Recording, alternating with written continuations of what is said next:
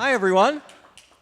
Welcome. I'm Larry Platt from the Philadelphia Citizen, and this is Roxanne Patel-Shapalavi, also from the Philadelphia Citizen. Welcome, and welcome to all of our WRD listeners who are listening in live. Everybody here, you're live on the air. We are so excited for tonight, and as Roxanne said, for the WURD listenership, and for our man James Peterson holding it down. Yeah, let's hear it for Dr. Pete. Yeah. We want to do a couple of quick shout-outs, and then we'll get right to the program. So we, as always, want to thank the people who make all of this possible. So our friends at Fittler Club for this beautiful space and all of the treats that they shared with us. Every Voice, Every Vote. There's a wonderful program from the Lenfest Institute for Journalism. Some of our partners who you saw out there. There were a whole bunch of really interesting organizations out there. Hopefully you all had a chance to check out the Civic Engagement Fair. Head House Books is here. They're bringing books. They have books here for sale that you can get signed after the event. And of course WRD for broadcasting the event live. And just on the theme for tonight, which dovetails with the Citizens' mission, which is that, you know, some of you who've been with us before have heard me say this before. Like, just liking something on Facebook ain't civic engagement. Like, and a lot of us all like got really excited, Roxanne especially, when we heard Michelle Obama use our tagline, which was "Do something."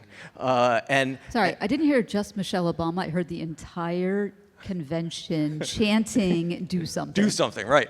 And if you haven't checked out our Do Something guides at the Citizen, they are literal roadmaps onto how to be a better citizen in the birthplace of American democracy. Just want to plug a couple things along those lines. Our 7th Ideas We Should Steal Festival, presented by Comcast, NBC, Universal, will be November 14th here, the night before, and then November 15th at Comcast Technology Center. The good Reverend Dyson will be back for that discussion because we can't quit him, and he will be in conversation with Pulitzer Prize-winning author Jonathan Eig about what would Martin say today, which I'm really looking forward to that conversation. We got other big names coming, like Catherine Wild, the executive director of New York City's Partnership for New York, a driver of business and civic change in New York City, and of course, the smartest bald man on television, Ali Velshi. We're still putting the program together, but go to the website, and we'd love to see you there. So let's get to the program tonight. This is how it's going to work. We have James here, and he's going to first interview Leah Howard and some of her students from Penn's Political Empathy Lab. And then afterwards, we will bring up Reverend Dyson and Marc Favreau to talk about their book. Thank you. Thanks, all. Thank you, Roxanne, and thank you, Larry. Welcome, everybody. Good evening to everyone. Good evening to all our listeners on 900 AM and 96.1 FM WRD. I am excited to be here for tonight's events, and honestly, just excited at any opportunity that we come together as a community to talk about civic engagement, right, the political process, and for the next 10, 15 minutes or so about political empathy, which is really, really important. First, I want to introduce Dr. Leah Howard, who is the Fellows Director of the SNF Paideia program at the University of Pennsylvania. Dr. Howard is a political scientist who specializes in American politics. She's taught everywhere all over this city. She's also a non-resident fellow at like 8,000 different institutions. But also the Robert A. Fox, a senior fellow at the Robert A. Fox Leadership Program at Penn, PhD in political science from UPenn, my alma mater. Shout out to Chaz Howard out here in the audience. And also, you received your BA in English at Penn, which is my department. So we are colleagues in many, many ways, Dr. Howard. It's exciting for me to have you here. Dr. Howard's students, I think in order, are Lynn, Ashley, and Autumn. And we're going to have a conversation about the Political Empathy Lab at the University of Pennsylvania. And I'm going to start with Dr. Howard, who will then hand off a little bit to your students. Dr. Howard, I mean, for folks who are in the audience, listening and present, this might be the first time they've heard of the Political Empathy Lab. Can you talk a little bit about the organization and talk a little bit about the mission of the Political Empathy Lab at UPenn, and then I would love for you and your students to talk about just what you've been doing and this sort of emphasis around the project of going face-to-face and hand-to-hand with voters across the state of Pennsylvania. Well, yes, I can. And first of all, I'm so honored to share the stage with you, Dr. Peterson. So excited to be here with the Philadelphia Citizen, and so excited to share the stage with the main event coming soon, Reverend Michael Eric Dyson and Marc Favreau. So thank you. This is a huge honor. So the Political Empathy Lab, I'm joined by 3 of my wonderful students. There were 7 altogether.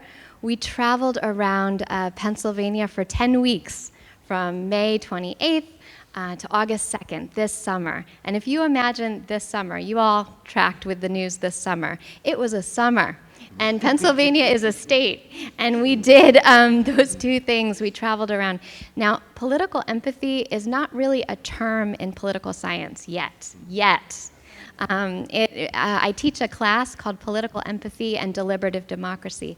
Deliberative democracy is a term.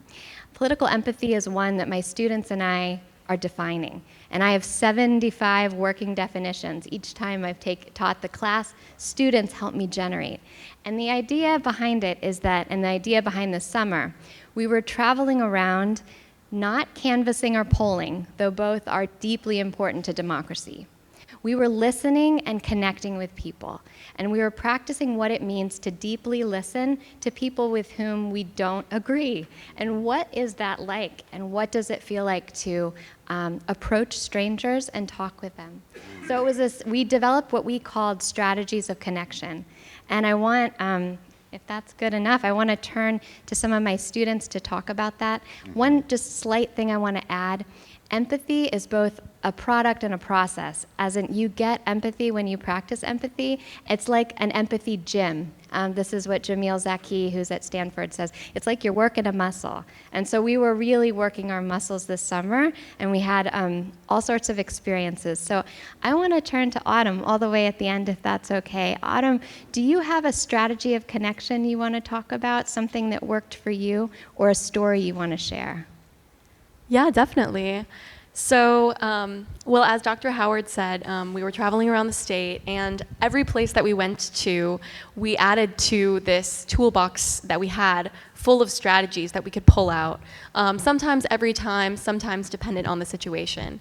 But one that comes to mind for me is when we were in Lancaster City, in Lancaster County, and it was our second trip, so I was still building my empathy muscles, and we had just been in northeastern Pennsylvania, that media market, and I was still very scared to go out on the street, go into businesses, and talk to strangers about their political beliefs, if you can believe it.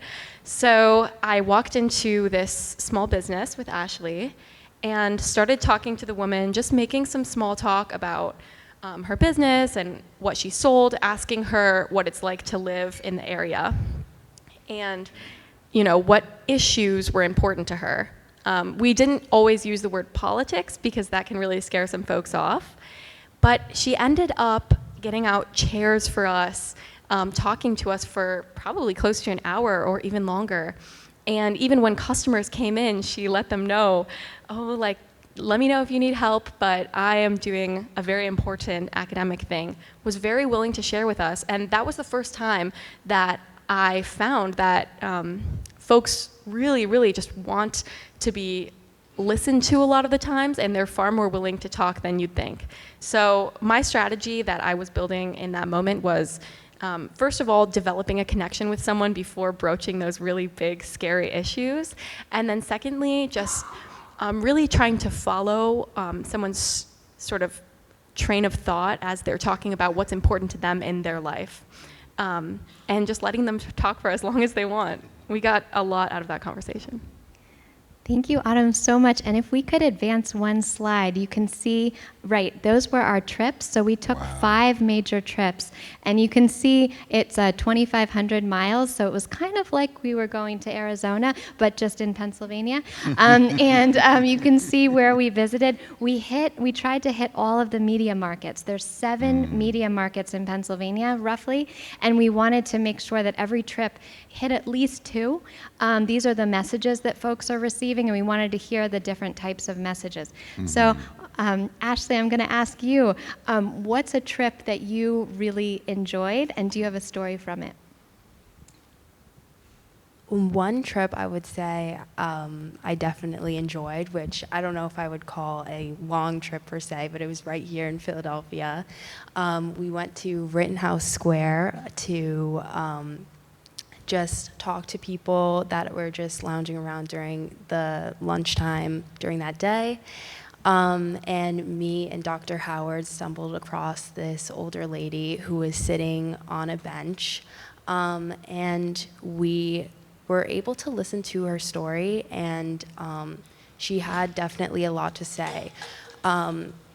We were able to talk about her experience in Philadelphia for the past few decades, and how she has experienced discrimination as a Black woman throughout the decades, and talked about her experience with segregation in earlier decades, and was able to give us a landscape of the political climate throughout the years, and how she feels now about the political climate, comparing to her past. So it was a great conversation, and it provided a lot of insight on the future of our democracy, and how we can have open conversations with other generations and unlock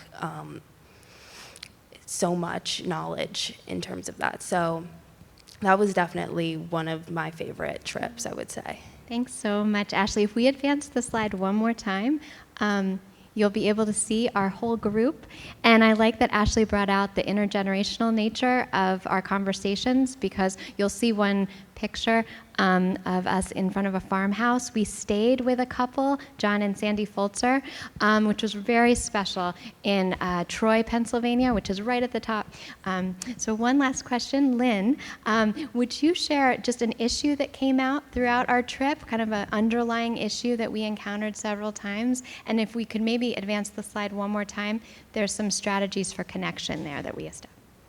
Yeah, of course. Thank you to everyone for having us. I'm very excited to continue this conversation. I guess I'll answer your question by leading with an anecdote. So we were in Jim Thorpe, which is like a cute little touristy town by the Poconos. There's a cute little like main street. There are a lot of like picturesque things of Jim Thorpe, who was a former Olympian that the town takes pride in. And as a result, when we were, walking around with our pairs, we decided to go on that main street to, enter a lot of the stores, because it is a tourist town.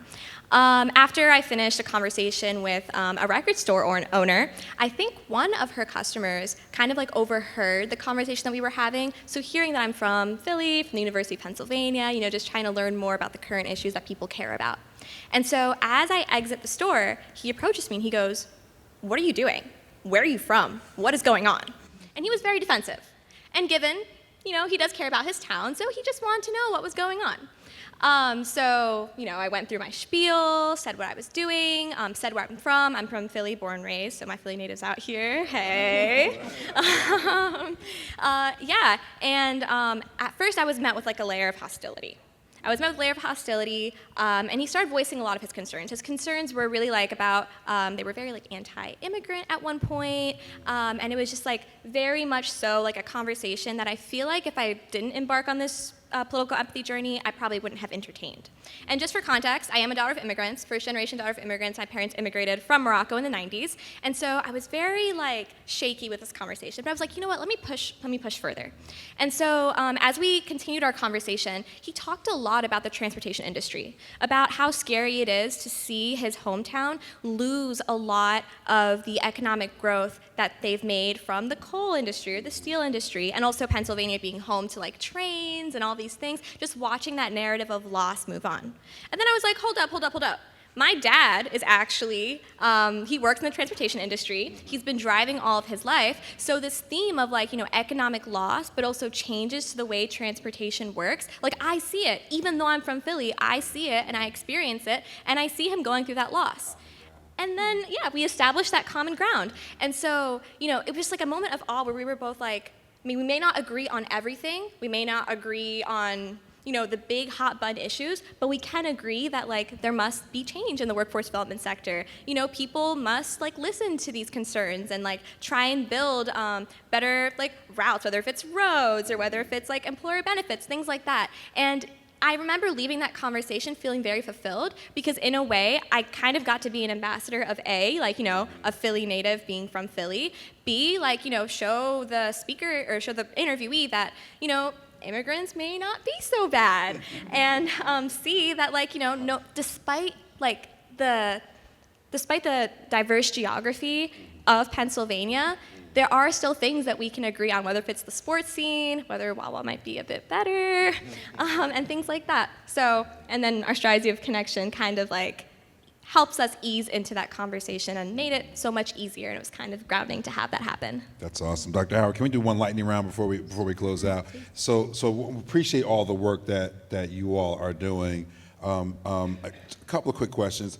One, how did you decide to spend your summer doing this work, right? I think that's legitimate because in the follow-on question, and again, we got to be pretty quick here, is what are your strategies for engaging young people in electoral politics? I mean, obviously, we're at a critical moment. We're at an inflection point, maybe for this democracy, and there are a lot of young folks who've checked out for different reasons, right? So how did you decide to work with the lovely and talented Dr. Howard this summer, your whole summer doing this kind of work, talking to strangers, building empathy? And what are some strategies for engaging young people? And maybe let's just go right back around, if you don't mind. Yeah, so I decided, when I saw this opportunity, I think it was in a newsletter, I was like, oh wow, I really, really want to do this. And then I met Dr. Howard, and then I felt that way so much more. And then also, I'm from Wisconsin, which is also a swing state, just like Pennsylvania. So, I was just curious about what makes up a swing state. I saw many similarities, but also I was largely unfamiliar with Pennsylvania, and now I just have this vibrant map in my head laying out all the areas around Pennsylvania that we've been in, and the wide diversity of political opinion. And then to your second question, we didn't have any specific goal when we were talking to people. We weren't trying to convince people to go to the polls. If they didn't feel engaged with politics, local or national, we wanted to know that too. That was important for us to know.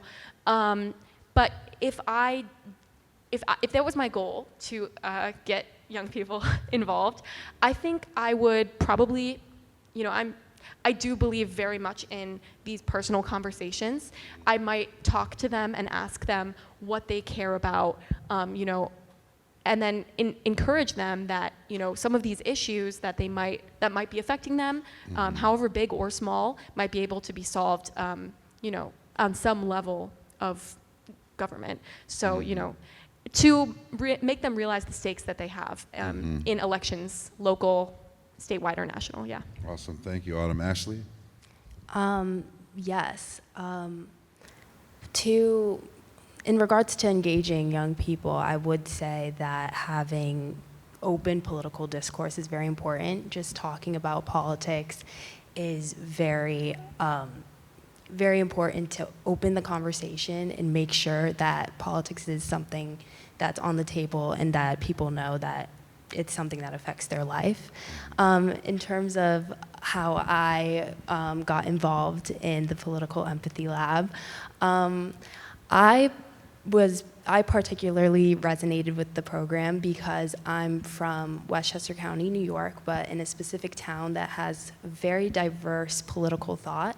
So as I was growing up, I kind of had to exercise political empathy without even knowing it. I had to have these hard conversations throughout all of my life. So seeing this in a setting, like an academic setting, was something that was very new to me and something that interested me a lot. Thank you, Ashley. Yeah, so I actually took Dr. Howard's Political Empathy and Deliberative Democracy course my sophomore fall, and it's actually a course that really introduced me to a side of political science that's often lost. The idea of like compassion and just like bringing that into the political development sphere has really shaped my ability to just like understand not just the context behind certain people's backgrounds or like the reason why they vote a certain way, but it also brings into perspective the ability to just sit down and have a conversation and to build like this interpersonal and like just interpolitical dialogue that could maybe combat some of the misinformation that we see today. In terms of how to engage youth, I'm thankful to be from Philly. I think that, over the years we've seen a lot of Philly students just like get together and mobilize. And I think that starts from like believing in local government and seeing that change can happen locally as well. I think that a lot of people get caught up in the big national headlines, which are important, but what's also important is that, when you get together, you look at your city council representatives, you look at your school board, I volunteer at the polls every election. And so it's important to bring young faces into these spaces because that's how democracy truly works. Thank you, Lynn. Dr. Howard, we'll give you the last word here. Future projects for the Political Empathy Lab. We got about a minute left. Okay, well, you can hear from these students how proud I am. I hope you can. I am so proud of these folks up here. Future project, will we have funding from the provost to continue for 2 more years, and then I'll keep getting funding it won't be a presidential election next summer, but we'll be continuing the work because, as you know, there'll be things to see here in Pennsylvania next summer as well. So continuing that work, and I just want to add to what my students have said. Young people, there's a lot of very heavy topics right now, climate change, violence, etc. But this is agency. It gives people agency. You don't have to solve this, but can you talk to one person? The courage and encouragement they had after one good conversation exponentially made the next one better. So agency, I guess, is what I want to end. Thank you, Dr. Howard, Lynn, Ashley, and Autumn. Thank you so much for your work. We appreciate everything you're doing at the Political Lab. Give it up for these folks and all the work that they're doing there at the University of Pennsylvania. We appreciate you. We are live on WURD, 900 AM, 96.1 FM. I'm Dr. James Peterson. This is a special edition of Evening Words, and I want to bring to the stage our next guest. Yep, you guys can just leave the mics right there, I think. I want to bring to the stage our next guest, but first, a little plug for their book. The book is called Represent, The Unfinished Vote Fight for the Vote, and it is an extraordinary excavation of the fight for voting rights here in these United States. First up is Dr. Michael Eric Dyson, who is an award-winning and New York Times best-selling author of over 20 books. I think we're probably at about 25 now, Doc.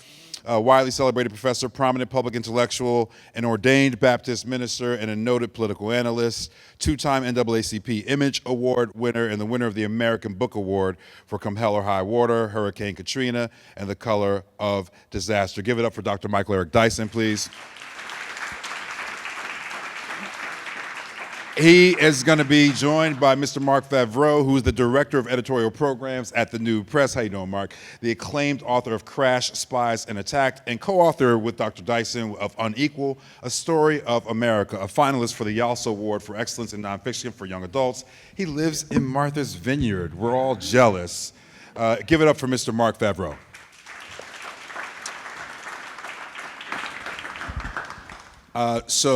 So I've been spending the last few days with your book, and congratulations, it's an amazing read. Before we dive into these questions, I'm curious about the timing of this, right? Because this book is perfect timing. For folks who haven't had a chance to pick it up, it's very accessible.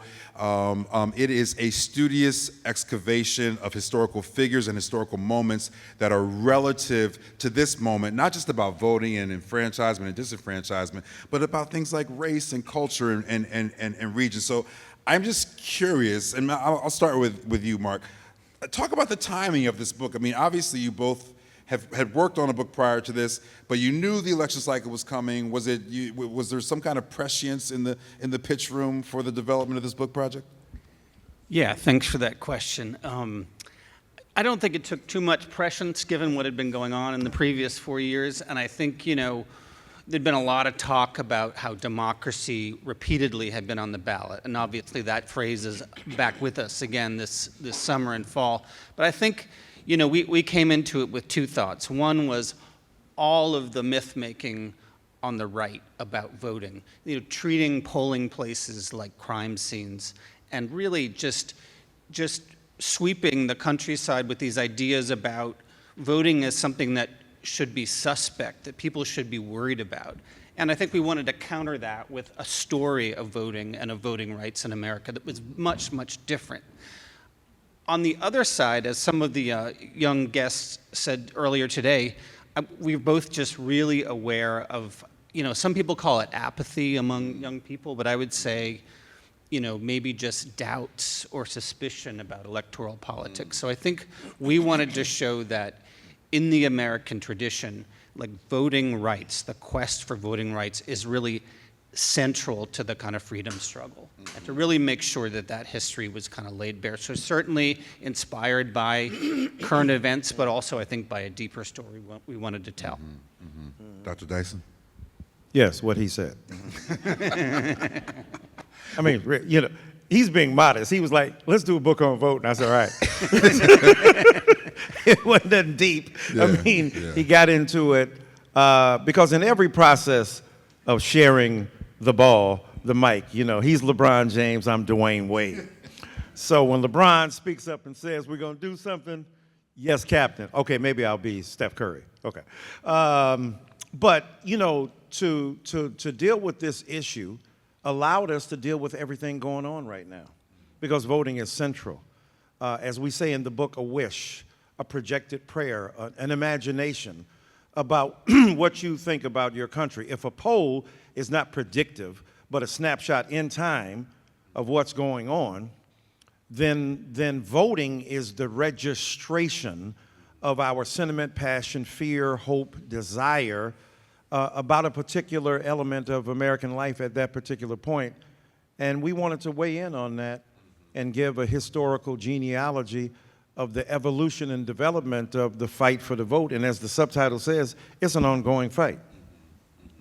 I'm going to jump around a little bit if that's okay. In one of the later chapters in the manuscript, I think it's called Truth and Lies or something like that, and you talk a lot about the coverage of and the event of January 6th, but we've been wrestling with so much disinformation more recently, and this is for both of you. In an age where political disinformation is rampant right now, and we have recent terrible stories to look to around those issues.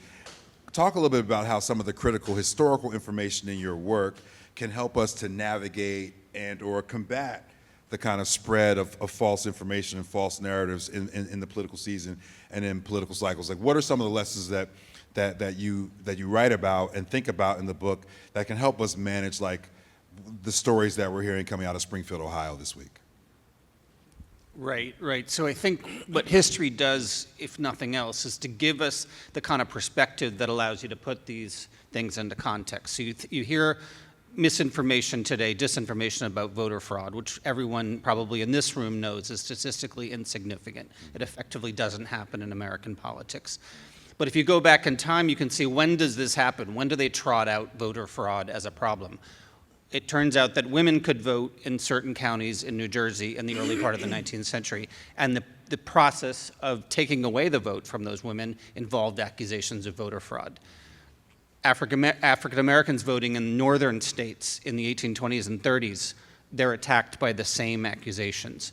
Obviously, black black people by the hundreds of thousands voting after the Civil War. Voter fraud, ballot stuffing, all these myths are trotted out again.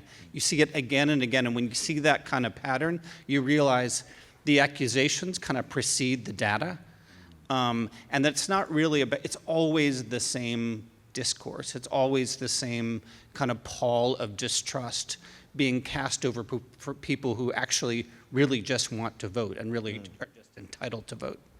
Amen. Yeah. Misinformation is you thought something, you got it wrong, let's clear it up. Disinformation is a deliberate attempt to intervene in behalf of a particularly scurrilous or doubtful ideology, doubtful to those who challenge it, and try to pass that off as fact. And, we're living in a culture of AI. I know we're in Philly, sorry. What's up, Allen Iverson? That's the AI I love, If he's 6 feet, I'm 12'12". One of the coldest ever to do it. What happened to y'all last night on third down? Come on, Doc. Yes. Come on, bro. We're in Philadelphia. I just want to know. We're in Philadelphia, bro. Thought y'all had Saquon. Thought y'all had Saquon Barkley. You're in Thought you was all Philadelphia, solved. Okay, I'm sorry. Forgive me, I had a flashback to last night. Jalen really hurts right now. All right. Miss Mary Herdick, a prominent social civic activist, will help me out here.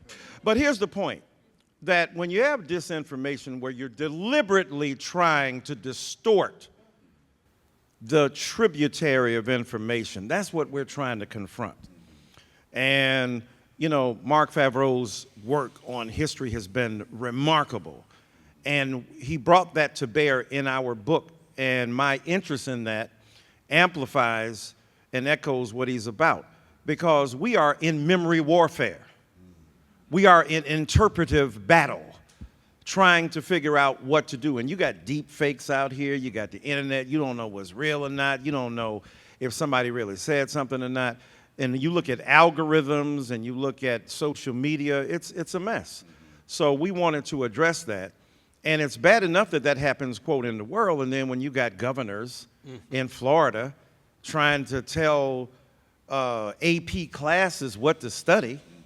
I mean, did Ron DeSantis call up the physics AP and say, don't study black holes?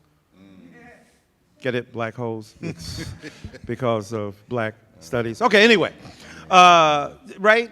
Are you going to call, the AP in biology and talk about mitochondria or planaria, chemically transmitting knowledge in a study of the University of Michigan? No, you don't know that. You don't know what you're talking about. He doesn't know what he's talking about when it comes to black studies either. So we are already in an era to end, as you said about the Haitian.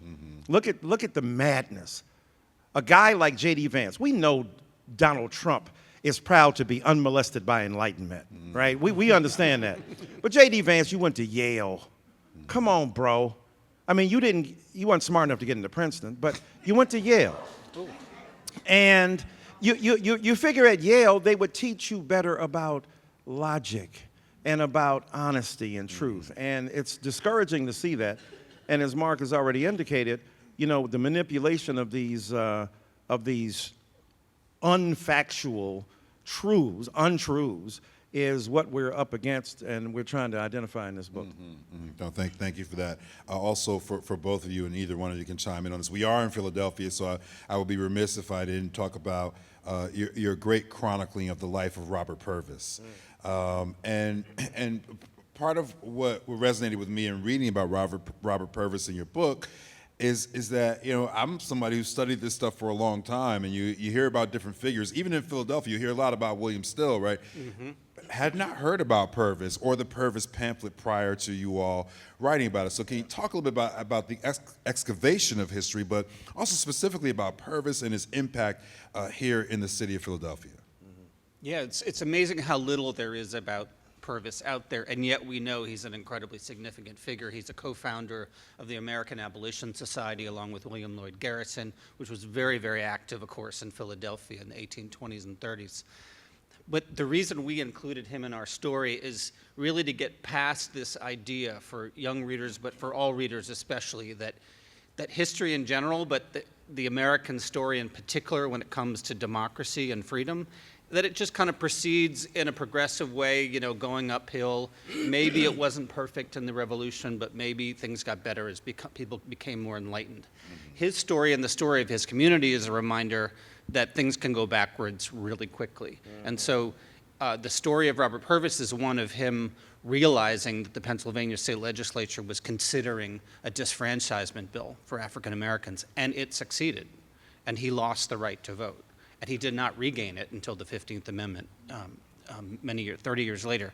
So I think, you know, he wrote this pamphlet in an era prior, obviously, to other forms of media that was just an incredibly brilliant and prescient view of American democracy.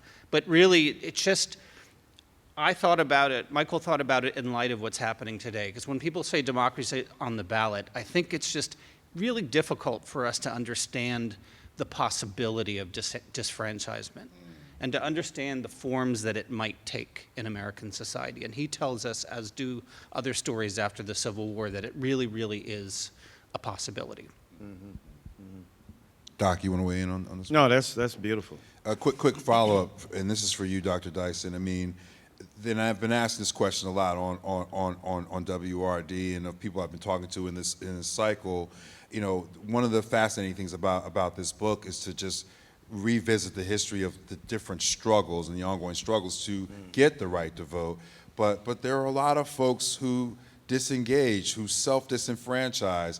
I mean, the city of Philadelphia feels like sometimes it's the center of the political universe, but voter turnout in our local elections has been abysmal.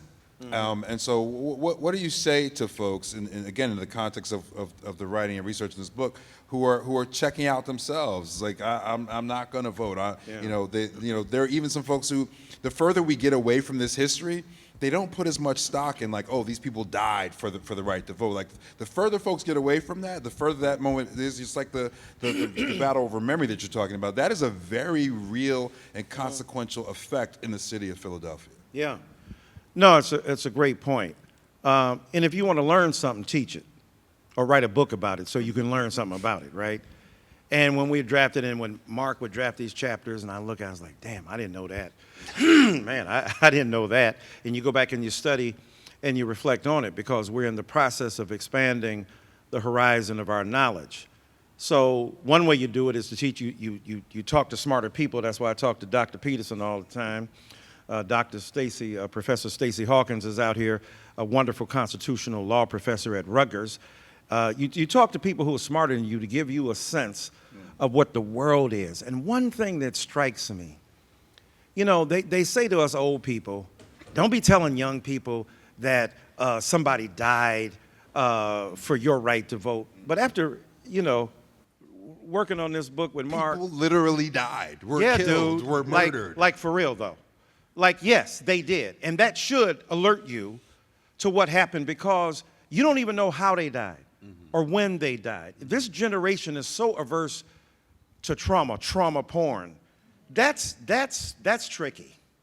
Because on the one hand, the people who had to endure the violence now get dismembered in your refusal to engage them for the sanctity of your own safety and care. As opposed to the transformation of the culture. I'm not saying self-care is not important. I'm saying other care is equally interesting and powerful as well. So to say all that to say to young people, read your my daddy used to say, study your lesson. My daddy used to say, did they learn you something today?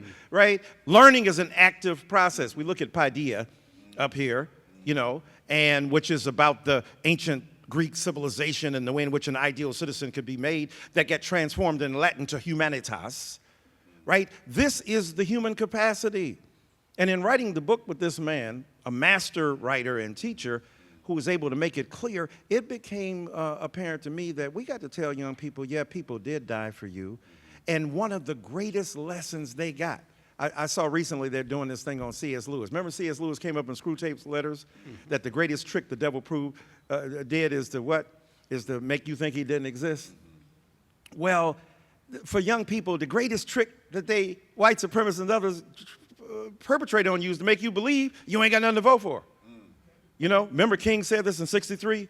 Negroes in the South who cannot vote and Negroes in the North who believe they have nothing for which to vote, right? That stratagem has been deployed time and again, and I say cynicism is a luxury that people in battle can't afford.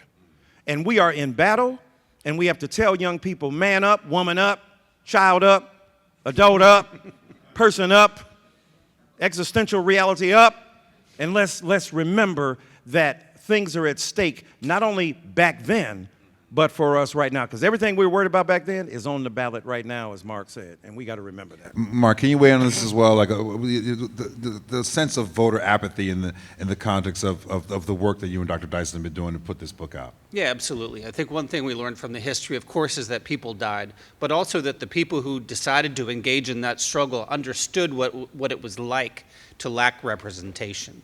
And I think the reason that matters today is this, that it teaches us that voting is a funny thing. It's like an on-off switch. You really can't store the power of voting. We each get one vote. If you don't use the vote, other people's votes, their voices, get amplified. And I think one of the lessons we see in the past is that one way or another, you're being counted. They counted African American people who were enslaved as part of the Three-Fifths Clause for the purposes of representation. That fact has a kind of deep, is part of our political DNA. So today, they count on people not voting. That's right. Right? If what's ages 18 to 24, the voting participation rate is just south of 25%, and yet people ask, why are our interests not being represented? It's because it's reciprocal. It's because they're depending on you not participating. So one way or another, you are being counted, whether you vote or not. Yeah. This is a special edition of Evening Words on 900 AM, 96.1 FM. My general manager is breathing a sigh of relief because I just acknowledged that for the first time during this interview. We are live. Oh, I thought here. this was WHYY. No, I didn't no, know you that, didn't. man. No, you didn't. Wow. No, you didn't. This is Oh. WURD. 900 AM, Oh, man. 96.1 FM. We're Oh, gonna I be thought live this was here for a NPR. little bit. I didn't know. Okay. We are also going to open up for questions from the audience, but But shout out Larry Platt, too, Larry man. Platt's in the building. At yes. Philadelphia Citizen, Yeah, you at know, the who Philadelphia sponsored Citizen, this. Thank you, for bro. sure. Yes. I do want to I want to dive a little bit into the history, and I've been reserved and trying not to get into the historical weeds, but the book just invites this, right? I wonder but maybe we'll start with you on this one, Dr. Dyson. The election of 1876. You both know that a year plus from now, in 2026, we're going to be celebrating the 250-year anniversary celebration. It's going to be done here in Philadelphia. It's a big deal, right? But 1876, the election, the rise of the red shirts, Yeah. a crucial event in our nation's history relative to voter suppression. Can you talk a little bit about their emergence, these events, how it shaped the political landscape now, and what it tells us, or what it implies for us about what we can understand about our current moment in electoral politics? Right, and Mark would be able to delve deeply in that, but think about it. January 6th seems like a unique historical moment. And for many of us it was, because we had never seen this before. Again, what Gore Vidal called living in the United States of amnesia. And in living in the United States of amnesia, that means we're addicted to forgetfulness. It is the condition of our citizenship at that level. But you erase certain things and you over-remember other things. Well, in 1876, as you said, the red shirts, these night riders, these violent demagogues on horses and other animals, they were trying to deny black people the right to vote. It was 100 years after 1776. So their celebration of democracy was to deny it and to make sure that they understood it's for white people only, especially white men. And so they got together, and if you don't mind, I just want to read this. This is not just us. This is what they, let me see, 57, 47. What page is that on? Because I want to read you, I think it's 57. We're live on air, Doc, but take your time. Thank you, WHYY. We really appreciate you. Oh, it's Word. Okay, I'm sorry. This is what they say. This is the copy of the plan they circulate over the state. This is literally what they said. Every Democrat must feel honor-bound to control the vote of at least one Negro. Never threaten a man individually. If he deserves to be threatened, the necessities of the times require that he should die. A dead radical is very harmless. A threatened radical is often troublesome, sometimes dangerous, and always vindictive. This ain't no mistake. The calendar is always January 6th in black political reality because we see white folk wilding out at every occasion, redescribing their activity, their apostasy, their heresy as true democracy, patriotism even. And they're up here denying these black folk the right to vote. Ben Tillman gets on the Senate floor and brags about how they stuffed the ballot boxes. Everything that the orange apparition is now trying to warn us about what will happen, they were doing because it was a political projection. So 1876 saw the Night Riders, it saw the red shirts, it saw political violence being instantiated, and it saw the crass, unapologetic manipulation of the political system imposed for the advantage of white people, proving that the real telos, the real goal of American politics was not the acquisition of democracy, but the establishment of white supremacy. Mark, you want to add to that moment in history? Just one little, one big historical footnote there. So the red shirts overthrew the democratically elected state government in South Carolina in 1876. It was a state where the electorate was a black majority. So just when you meditate on the real threat of political violence, right. And this was a very activated black majority, a black majority that understood what political power signified, what the ballot signified, and yet the violence was so extreme and the corruption was so extreme that they succeeded in South Carolina. And I think, so as Professor Dyson says, when you see people on the Capitol steps in 2021 waving the Confederate flag, that's a really specific historical message. It's not an accident. They're actually specifically referring to the events of 1876 that fall. No, thank you for that. There's a lot in this book about South Carolina and about the South. Earlier this evening, I spoke with LaShawn Warren, who's the Chief Policy Director at the Southern Poverty Law Center. And I'm going to pose this question. We'll start with you, Mark. When you look at the racial demographics of the South in states like South Carolina, Alabama, Mississippi, there's significant African American populations, and there's been some progress in the electoral politics in those states. But at the national levels, at the senatorial levels, at the House of Representative levels, we don't see black folks represented as much in terms of electoral politics. Can you share with us about how the history that you wrestle with in Represent reflects some of the challenges that particularly southern states with larger black demographics are still wrestling with right now in 2024? Well, certainly. I mean, the history of enfranchisement, let's not forget, is not even 60 years old in the United States generally, but in the South. The Voting Rights Act of August 8th, 1865 transformed the political situation in the South. But it took another decade before, it's not like southern state governments were like, check, okay, we're going to let everybody vote. No, the opposition to voter registration was intense. Voter registration drives were going on, in the lifetime of many people in this room. And the opposition to mass voting in the South, it began day one after August 8th. That's when you start seeing things, the intensification of gerrymandering, right? The voter roll purges.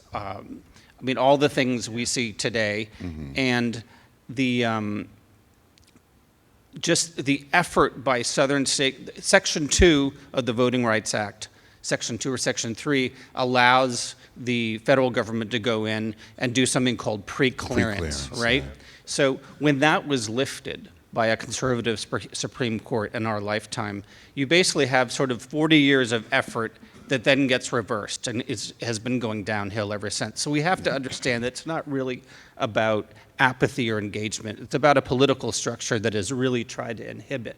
Absolutely. Right. Marc Favreau, Michael Eric Dyson.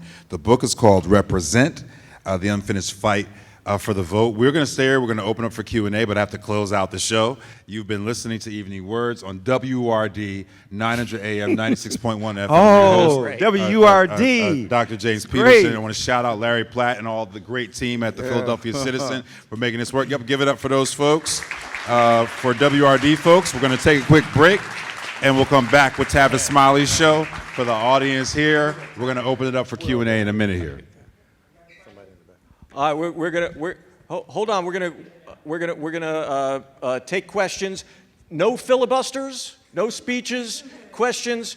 Dr. Dyson, your eloquence reminded me of when you were on Real Time with Bill Maher a few weeks ago, and you went on one of your riffs, and there was a pause, and then he just said, "Man, you talk good."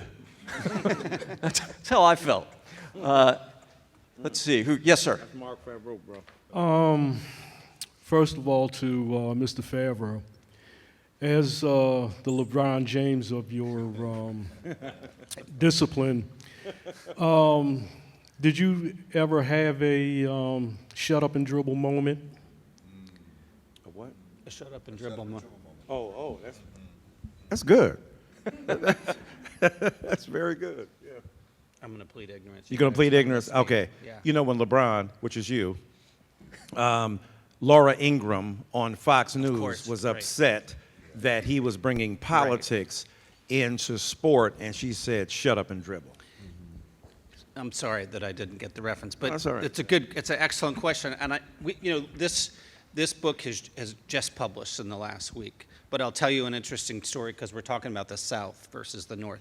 Next week, I'm going to Texas to present a bunch of different big public high schools, right? Invited there by the school librarians, and they've just invited me to say whatever I want. They made me aware of what's going on in Texas because it's hot down there right now, and they're already getting pushback. But just come on down, they're big welcome and everything like that. I just spoke this morning to 2 private high schools in Boston, Massachusetts, blue state, and they said, "We'd like you to come speak to us, but it's got to be nonpartisan. You really can't go too political." So we have these stereotypes about the electorate and about blue state, red state. It's just really interesting for me to contemplate that distinction. But so far, not in the way that you're asking. There's not Boston's been going to Boston, though. Right. I'm from Boston, so I understand where they were coming from. But yeah. Thank you. Yeah. By the way, feel free to ask Doc Pete some questions too. We got three LeBron Jameses up on that stage. And I meant to say who you are, and also you're here doing some entrepreneurial work too. Say who you are. My name is Gary. My last name is Williams, and I monitor or I create a shirt that's called Vote. And the reason I created because in 1956, the women dressed like women during those days, and I brought it back, and it says Vote. So whenever you're wearing this shirt, you remind people to vote. So it has a dual purpose, not necessarily a monetary purpose. The question that I have is, why is it called a Voters' Right Act, and when is that supposed to change that it doesn't have to be an act and be a law? And I'm asking that question because it's interesting that it's an act, supposedly, and not a law. Well, we have a constitutional lawyer here who's a professor. Maybe can you answer that, Professor Hawkins? Would y'all like Professor Hawkins to answer that? Yes, okay. Wait, I got her. You got it? Yes. Professor Hawkins, you're from Rutgers? I am. Welcome. Thank you. An act is a law. It was passed by Congress. It is the law of the land. It's a statute. It was, considered by Congress, passed by Congress, and then signed by the president into law. By which president? Lyndon Baines Johnson. LBJ. That's your man. LBJ. Like LeBron James, yeah. And so the only variation on that is, as was mentioned, the Supreme Court, the Roberts Court made a vast change. Is that right? Yes, they invalidated the preclearance provision of the Voting Rights Act. But it's clear, as the professor knows far better than I do, a lot of people think, oh, we got to renew it. We're not going to be able to vote. The guarantee to vote is permanent. The conditions under which that vote occurs are variable according to what Supreme Court is in power. Is that right, Professor? Okay, just want to make sure. 15th Amendment. Yes, ma'am. We got one over here. Say your name. My name is Larry. Oh, I love you, man. So Hillary Clinton won the popular vote. Al Gore won the popular vote. It could happen again. I know that Jamie Raskin is working for the disestablishment of the Electoral College. There's your book address, how the Electoral College is essentially a treaty with Confederate states to enable the election of a president. It does, yes. We agree with that Yes, we do. interpretation. I mean, that the root of the Electoral College is in the 3/5 clause is an attempt to deal with this imbalance between states that supported slavery and states that didn't, and it gets projected forward into history and becomes kind of an anti-democratic relic. The effort to abolish the Electoral College, there's a lot of interesting state-level work that many people in this room may know about. It is a long ways away from happening, right? So That's the only college we want to get rid of. Right. Trying to be geographically diverse when it comes to the room. Principal. No, Former principal. Former principal. So, Say who you are. hi, Richard Gordon, Assistant Superintendent with the School District of Philadelphia. So, Dr. Dyson, and you and Dr. Favreau talked about the Night Riders in 1876, and it's funny because actually, right after that was a compromise of 1877, which effectively sealed the disenfranchisement of African Americans in this country for another 80 years, even after that. So that's the overt, behaviors that you guys were referring to. Can you talk a little bit about, Dr. Dyson, some of these subversive tactics that sometimes that are used? I watched you on CNN one time, confronting one of the guests who kept mispronouncing the name of, Kamala Harris on purpose, as you identified, as Right. one of those subversive misinformation opportunities that you talked about, because it kind of dehumanizes individuals and distorts who they are as a person. Could you talk about those? Yes, sir. Thank you. Such a distinguished gentleman and guest, and great question. We know what it is. We know what they're doing. And part of plausible deniability is the ability to suggest that the very thing you're claiming is not true when you know you're doing it. It's called white signifying, right? Black people signify too, right? And we're masters at that. And the thing is that she was signifying to a racist base that it's all right to misname this woman. Now, we talk about misgendering, which is extremely important now in an era where the lines of sexuality have been negotiated according to the premise of both existential and biological truths, right? And more importantly, metaphysical ones. So we know what the woman was doing. And I was trying to be nice to her, but I was signifying too. I said, "You're a wonderful woman," going, "You're not good," all right? Kamala Harris was signifying too. Remember the other night when she said, she wanted to say, "You mother," but she didn't do it, right? So the woman is signifying to her racist base. Then she goes, "Oh, you're calling me racist?" When I went out of my way to say, "You're not." I said, "I know you may not intend this, but when you call somebody out their name," I didn't want to replay for Kunta. "No, Toby. My name Kunta." "No, you're Toby." "No, Kunta." Right? I didn't want to replay that, but y'all know, for y'all old enough to know about roots and so on, we know what the woman was doing. So we have to deal with this microaggression, which turns into a macroaggression, which turns into a rupture in space where a media moment becomes an opportunity to try to resist some of that subversive language being deployed. And she went on later to call me and my fellow figure, Keith Boykin, boys on the internet. Now, we know that's what you thought anyway, right? We know that's what, again, but she's going to say, "Well, that's in the South." When we say, "Hey, you good old boys," we know what she's doing. So the communication of racist intent and ideology, right? We can look at Stuart Hall talks about inferential racism. You can talk about the fact, even if you don't intend racism, you can still achieve it. We know that you can signify it without saying you're doing it. So, yeah, those subversive ways are there, and old black folk really know how to do. and deal with that. They've had years and years of training with that. And what we have to say to younger people is that you got to catch some of those signals and catch some of those implications and learn to deal with them in serious fashion. That's why I loved, on the one hand, when Kamala Harris was asked that question by Dana Bash, she said, same old playbook, tired playbook, next question. That's brilliant. I will never cede the legitimacy of your assessment of me, prime time acknowledgement for your purpose.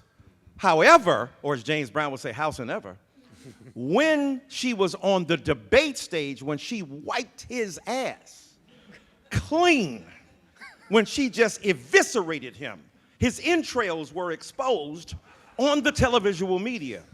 She then broke down, deconstructed what that racism was about. So I will choose the context within which I engage in a certain kind of battle so I won't surrender the political capital I possess. A lot more to be said, but I would say that, yes. We're going to take a few more questions. We'll try and be quick so we get in as many as we can. So oh, okay, I heard that. Yeah. Hi, my name is Magali. I wanted to ask a question that touches back on the Electoral College. I recently moved here from New Orleans. I was convinced by an old mentor of mine in college to come out and organize in a swing state and do deep canvassing with changing the conversation.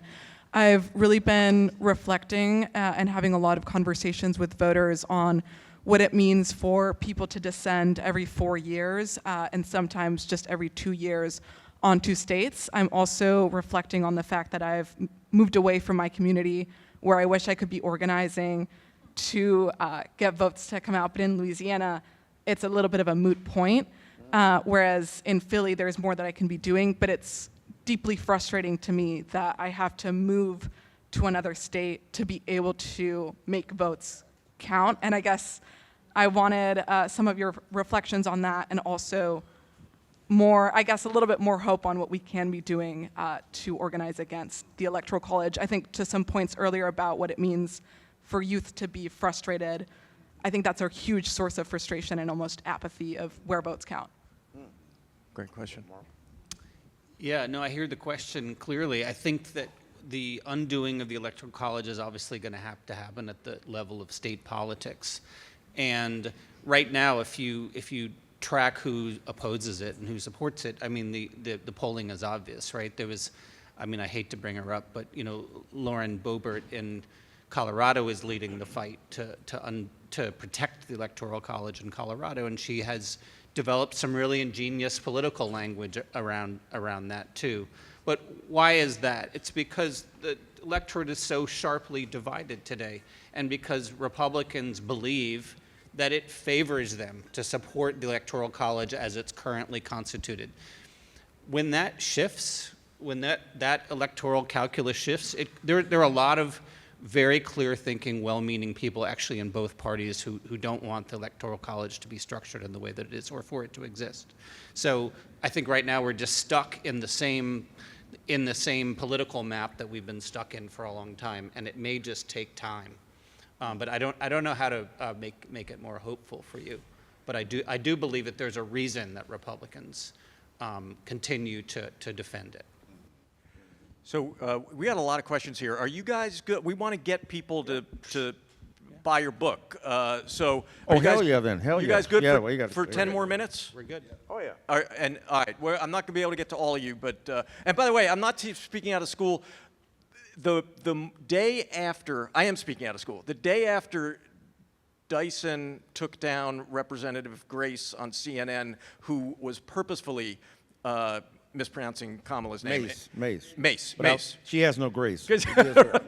I was with him, and he got a text, and it said, "Way to throw down." You want to share who that text was from? I'm sure it was you. I mean, it was. I wish. It was Jay-Z. Say who you are. Sorry. Hi, my name is Elijah Neal. I am with PA Youth Vote. Most of my group left. But my question for Dr. Dyson and Professor Favreau, in your book Represent, I was wondering if you included possible reflections on youth organizing from the Freedom Riders and other youth organizing in the South throughout the 60s and throughout the civil rights movements? Great question. Yeah, I mean, I think the most important episode in that story we devote a chapter to, and it's a great reminder that, that the Black Panthers originated in the voting rights effort, sort of make good on the promise of the 1965 Voting Rights Act. So Stokely Carmichael and basically hundreds of 20-somethings are down there in Lowndes County, Bloody Lowndes, turning out people to vote for the first time in 90 years. And I think, so the lesson there is so important, that the people doing the work, obviously the local people are the ones who have to vote, but the people out putting themselves physically at risk are all people, frankly, under the age of 25. And that is, the Panthers are so identified with a different kind of politics, appropriately so from the Bay Area, but that their origins, like the cry of the Black Panther, they used to say, is in this effort to achieve voting rights for ordinary people. We got one over here. How you doing? My name is Thomas Young, President and CEO of the World Trade Center Greater Philadelphia. My question for you all is, how do we encourage our minority businesses and our business corridors to encourage our neighborhood folks to vote? Not necessarily saying vote one way or another, although we know which way that we should vote, but how can we encourage our Black and brown businesses to encourage our neighborhoods to vote more? Well, we're not here to tell you who to vote for. May the best woman win. We have two prominent business people here tonight, Sister Nicole and Brother Kenyatta, who have a tremendous business and entrepreneurs. I'm sure they could answer as well. What I would say in terms of encouraging minoritized businesses is that you saw at the convention the former president of American Express, right, Brother Ken Chenault, speak up, because what was the deal? Why was that strategic? Well, they wanted to reassure, voters that, hey, we're not going to be anti-business, and that when we talk about taxing all these fat cats and these rich people, we're doing it for the benefit of the broader society. So we have Kenneth Chenault, whose, genius was making the top card a black card. I don't know about you, but that's pretty subversive. Everybody went out. I got one. We had a green card. We did shoe polish and made it black. That's what we did.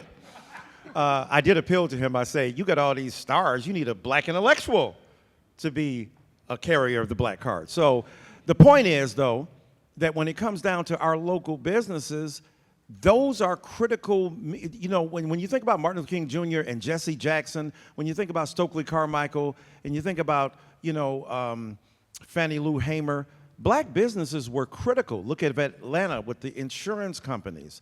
Look at what happened out in Tulsa, Oklahoma. Look at what happened in Detroit, Michigan. Across the board, black businesses were critical and cannot survive without it. And I'm reminded of a story Al Sharpton told. He said a businessman came to him and said, I got my degrees and I did this and I got all the, I got my resume here, and your civil rights, can't make this happen.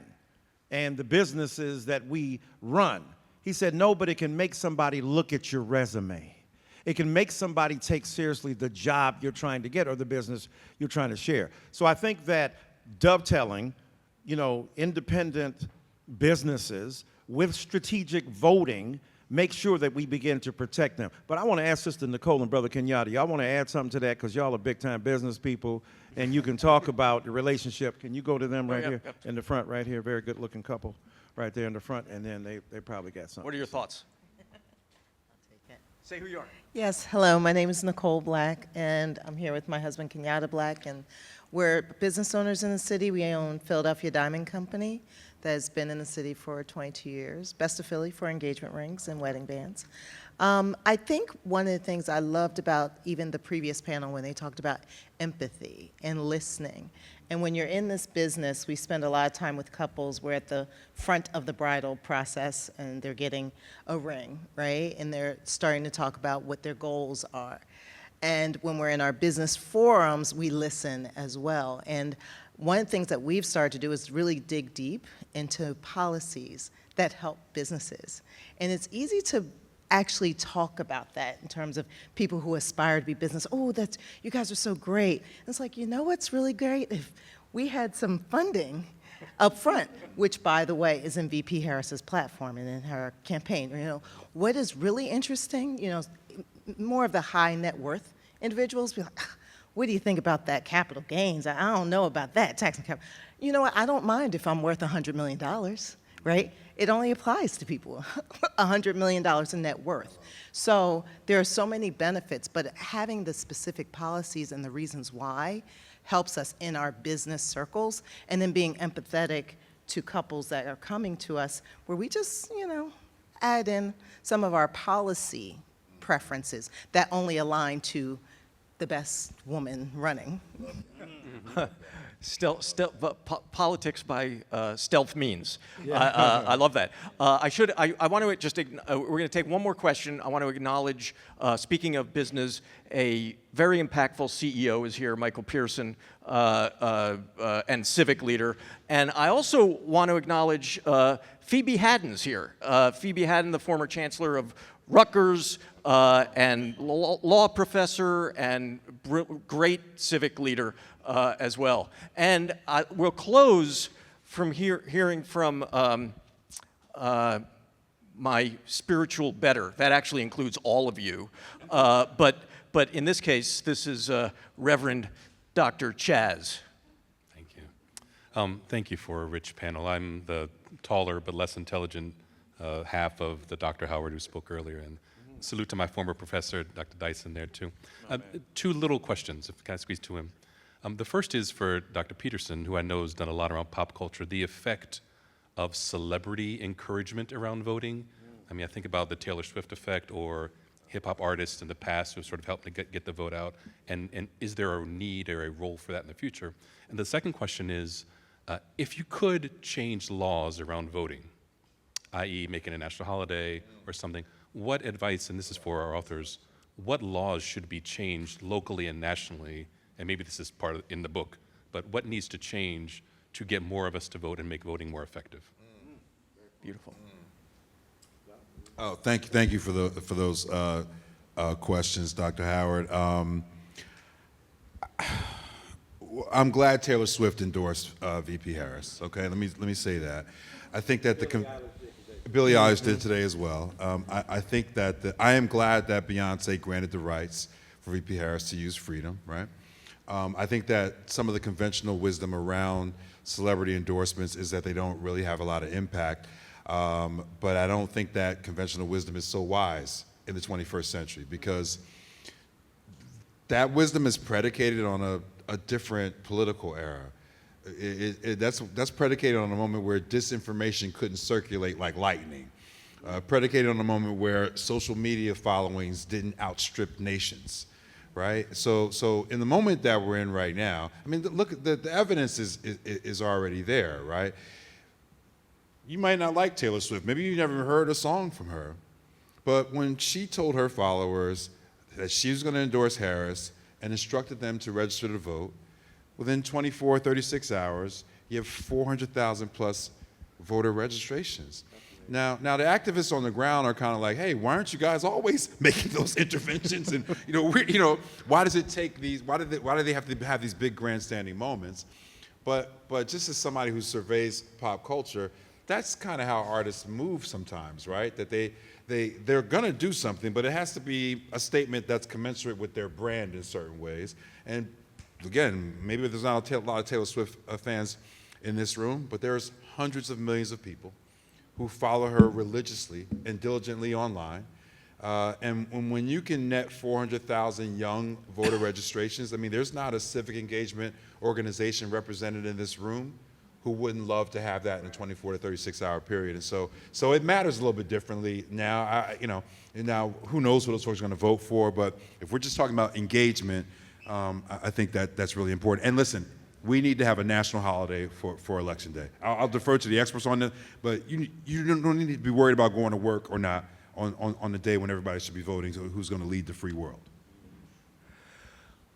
I think it's seeing what Taylor Swift did is extraordinary, and I support it. But it's also a good reminder of how weak our electoral system is, in that it relies so heavily on private individuals, private organizations, be they nonprofit or for-profit, to turn out the vote and to ensure that people do vote. There's a movement in the US, a rather quiet one, I should say, called 100% democracy, which is sometimes referred to as universal civic participation. If you look at the work of Danielle Allen at Harvard, or Miles Rappaport, or even E.J. Dionne at the Washington Post has written very eloquently about it. It's the idea that is, already ensconced in many, many advanced democracies around the world, which is that voting ought to be mandatory. We ought to celebrate it as people enter adolescence, prepare them for civic participation at hopefully age 18, and make voting not only a national holiday, but something that everyone is expected to do, that that we celebrate whatever party they vote for.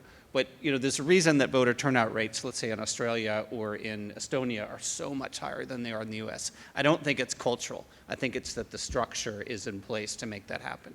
And there are templates that could be made real in the US. And so then the question is, why don't we have them? Why is the world's oldest democracy so averse to so many people voting? And I think that's a structural question. And I'll just briefly add, we begin the book by talking about the founding fathers, and you would have thought that they were down for everybody voting, but they weren't. They didn't want the enslaved people voting. They didn't want the women voting. They didn't want people who didn't own property to vote, right? So you had Lockean liberalism, which is premised upon the ownership of property.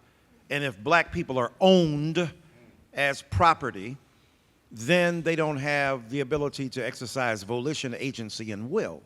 So women couldn't vote, enslaved people couldn't vote, people without property. A lot of white folk could not vote because they wanted to control the process.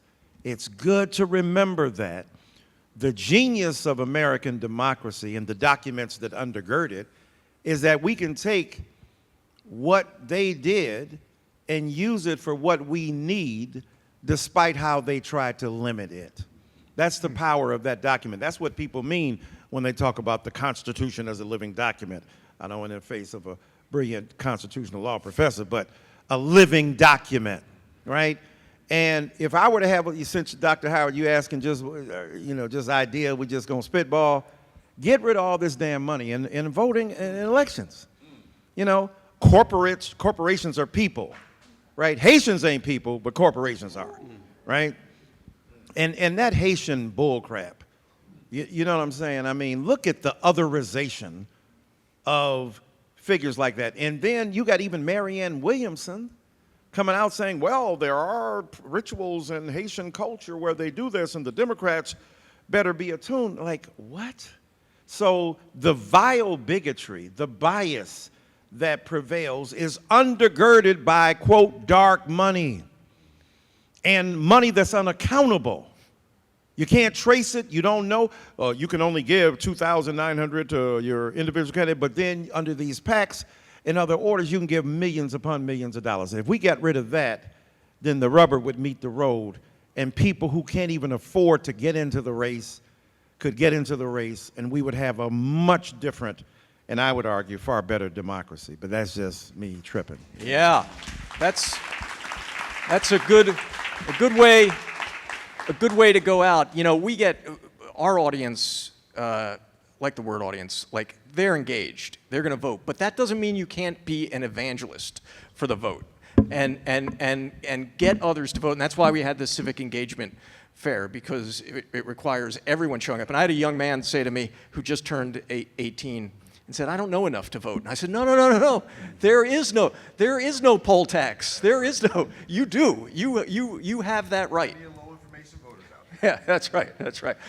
We have a University of Pennsylvania professor, Margot Crawford. I just got out of, she's here somewhere. Where you at, Professor Crawford?